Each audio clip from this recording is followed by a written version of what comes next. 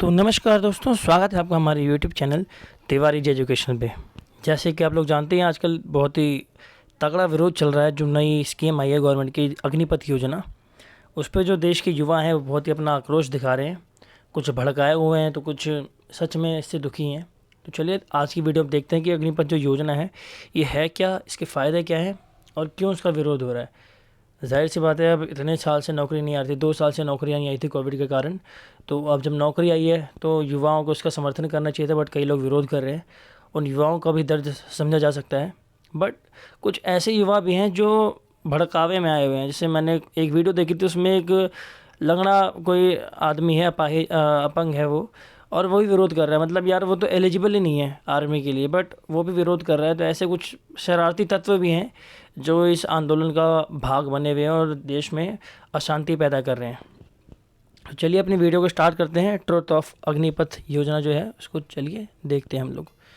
सबसे पहले तो देखते हैं कि भाई ये चर्चा में क्यों है। तो आप जानते हैं कि हमारे देश में कई नागरिक ऐसे जो सेना में भर्ती होना चाहते हैं और वो 2 साल से इंतज़ार कर रहे थे कि अब नौकरी निकलेगी, अब नौकरी निकलेगी। इसी बात को ध्यान में रखते हुए क्या हुआ, जो देश का रक्षा मंत्रालय है उसमें देश के रक्षा मंत्री राजनाथ सिंह जी जो अभी हैं, उनके द्वारा एक स्कीम लॉन्च की गई अग्निपथ योजना नाम से।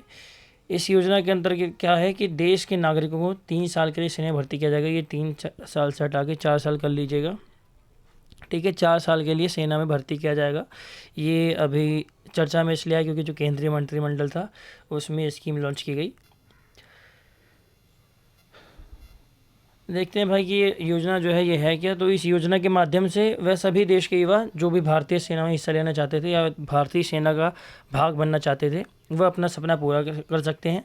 जो अग्निपथ योजना आई है इसके माध्यम से भारतीय सेना की तीनों शाखाओं, चाहे वो थल सेना हो, चाहे नौसेना हो, चाहे वायुसेना हो, बड़ी संख्या में यहाँ पे भर्तियाँ की जाएंगी। ठीक है, मैं आपको पूरा भी डेटा बताऊंगा, मेरे पास डेटा भी है जिसमें कितनी भर्तियाँ कब कब की जानी है, कितना वेतन है, सब दिया हुआ है। आप लोग गूगल करेंगे तो आपको सब मिल जाएगा। वैसे आप लोग भी थोड़ा गूगल करना सीखें भाई, तो आपको ज़्यादा भड़कावे में आने की ज़रूरत नहीं पड़ेगी। फिर ये भर्ती जो है वो इसी योजना, जो अग्निपथ योजना है, इसी के अंतर्गत की जाएगी और 4 सालों के लिए सैनिकों की भर्ती की जाएगी।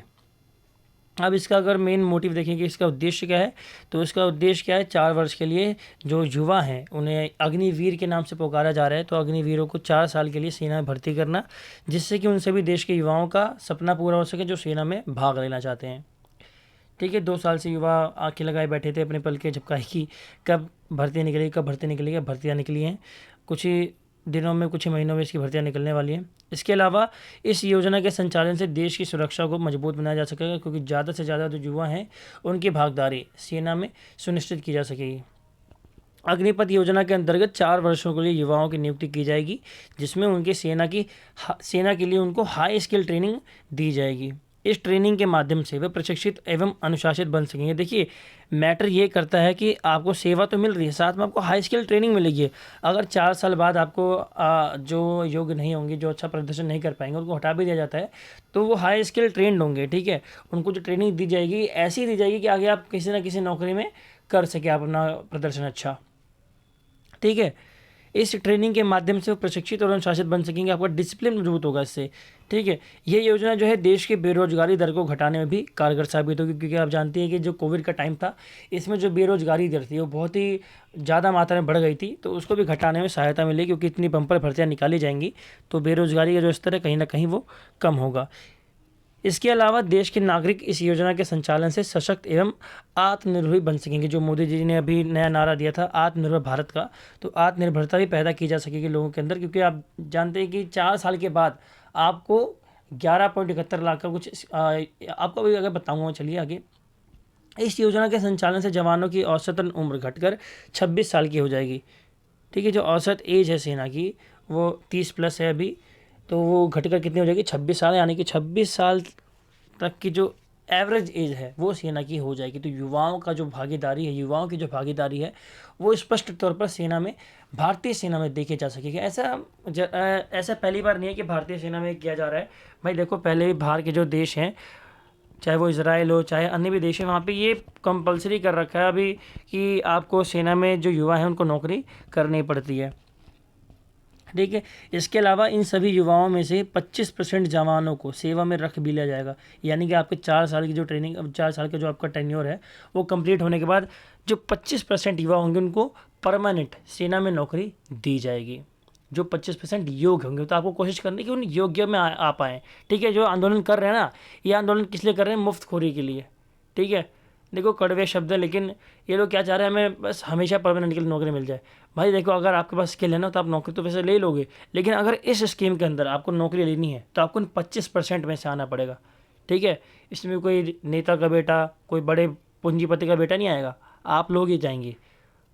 सिलेक्ट वही होगा जो मेहनत करेगा। ठीक है। आगे अब देखते हैं कि भाई इसके लिए जो योजना है इसमें योग्यता क्या है और पात्रता क्या चाहिए इसके लिए। ठीक है। तो इस जो भी इच्छुक जो अभ्यर्थी हैं, चाहे वो महिला हो चाहे पुरुष हो, उनको उनकी आयु सीमा कितनी होनी चाहिए? 17 से 21 वर्ष। ये 23 वर्ष हो गई है। ठीक है। इस साल के लिए 23 वर्ष। ठीक है। बाकी नागरिकता इंडियन, भाई इंडियन आर्मी कर रही है तो इंडियन होना चाहिए बंदा, बाहर का बंदा तो आगे करेगा नहीं। और क्वालिफिकेशन कितनी चाहिए? 10वीं या 12वीं पास। ठीक है। 10वीं पास वो भी कर सकते हैं, और जो 12वीं पास है वो भी। ये 17.5 से 23 साल है। ठीक है। आगे देखते हैं भाई इसमें जो डॉक्यूमेंट्स नीडेड होंगे वो क्या क्या होंगे। देखिए, जिन जिन आपको डॉक्यूमेंट्स की ज़रूरत पड़ेगी उसमें सबसे पहले तो आपका आधार कार्ड होना चाहिए। ठीक है। फिर पैन कार्ड, पासपोर्ट साइज़ एक फ़ोटो होनी चाहिए, मोबाइल नंबर आपका जो वैलिड हो, ठीक है, जिस पे आपको मैसेज या कॉल किया जा सके, फिर आपके बैंक अकाउंट की डिटेल्स, फिर आपके शैक्षणिक योग्यता का जो प्रमाण पत्र, आपका सर्टिफिकेट 10th का या 12th का, वो आपके पास होना चाहिए। फिर आपके पास रेजिडेंशियल आपका सर्टिफिकेट होना चाहिए, आपका निवास प्रमाण पत्र। तो ये सब डॉक्यूमेंट्स अगर आपके पास हैं तो आप इस फॉर्म को भर पाएंगे अच्छे से। ठीक है। जिसके पास भी नहीं है, जब तक ये फॉर्म अभी नहीं आता है तब तक आप लोग ये अपना कलेक्ट कर लीजिए, ताकि जैसे ही भर्ती निकले आप लोग सबसे पहले इस अपॉर्चुनिटी का फ़ायदा उठा पाएँ। ठीक है। यहाँ पे पात्रता दोबारा लिख दी गई है, चलिए कोई बात नहीं। बाकी हाँ, इसमें एक पात्रता और है जो हाँ मेंशन नहीं की थी मैंने, कि आवेदक को सभी चिकित्सा मानदंडों को पूरा करना होगा, यानी कि आर्मी की भर्ती के लिए जो भी आपका मेडिकल नीड्स जो होती है, जो भी आपकी मेडिकल फिटनेस होनी चाहिए, वो वही रहेंगी जो पहले थी। ठीक है। उसमें कोई रियायत नहीं दी गई है। ठीक है। जो मेडिकल प्रोसीजर पहले होता था वही मेडिकल प्रोसीजर अभी भी फॉलो किया जाएगा अग्निवीरों की भर्ती के लिए भी। ठीक है। आगे देखते हैं हम चयन प्रक्रिया क्या होगी। तो इस योजना के अंतर्गत जो उम्मीदवार हैं उनका चयन सेना द्वारा जारी की गई मेरिट लिस्ट पे होगा। मेरिट लिस्ट कहाँ से जारी की जाएगी? तो मेरिट लिस्ट जो होगी वो एक पेपर लिया जाएगा आपका, पहले रिटन पेपर लिया जाएगा, फिर फिजिकल टेस्ट लिया जाएगा, उसके बाद साक्षरता आदि के आधार पर मेरिट लिस्ट तैयार की जाएगी। ठीक है। उसी मेरिट लिस्ट के बेस पे जो अभ्यर्थी होंगे उनका सिलेक्शन किया जाएगा। अब देखिए, मैं आपको कुछ और भी पॉइंट्स बताऊंगा जो की पॉइंट्स है इस स्कीम्स के। जैसे कि पहला तो आपको पता चल गया कि कितने साल के लिए भर्ती की जाएगी? 4 साल के लिए भर्ती की जाएगी। ठीक है। फिर अब 4 साल बाद क्या होगा? 75% जो होंगे उनको तो भाई सेवा से मुक्त कर दिया जाएगा। ठीक है। 75% को सेवा से मुक्त, बट जो 25% होंगे, 25% को सेना में परमानेंट नौकरी दी जाएगी। ठीक है। परमानेंट को इंडियन आर्मी का सदस्य माना जाएगा। ठीक है। फिर अब जो 75% नहीं भी सिलेक्ट हो पाएंगे भाई, वो भी निराश ना हो, क्योंकि युवाओं को जो नई टेक्निक्स इसमें सिखाई जाएंगी उसका फ़ायदा उन्हें मिलेगा। उस तकनीक का प्रयोग करके वो आगे अपने करियर में ग्रो कर सकते हैं। ठीक है। फिर 4 साल बाद और क्या प्रोसीजर है? 4 साल बाद उनको क्या दिया जा रहा है? 11.71 लाख रुपए का पैकेज। भाई 11.71 लाख रुपए आपको निधि पैकेज में दिए जाएंगे, सेवा निधि पैकेज के तौर पर, जिनका उपयोग आप अपने फ़ायदे के लिए कर सकते हैं। आप कोई कंपनी खोल सकते हैं, आपके प्रोडक्ट बना सकते हैं, अपना बिजनेस खोल सकते हैं। तो ये कोई छोटा मोटा अमाउंट नहीं है 11 लाख का। 11 क्या, 12.5 लाख हो गया। ये 12.5 लाख रुपए का अमाउंट कोई छोटा मोटा नहीं है।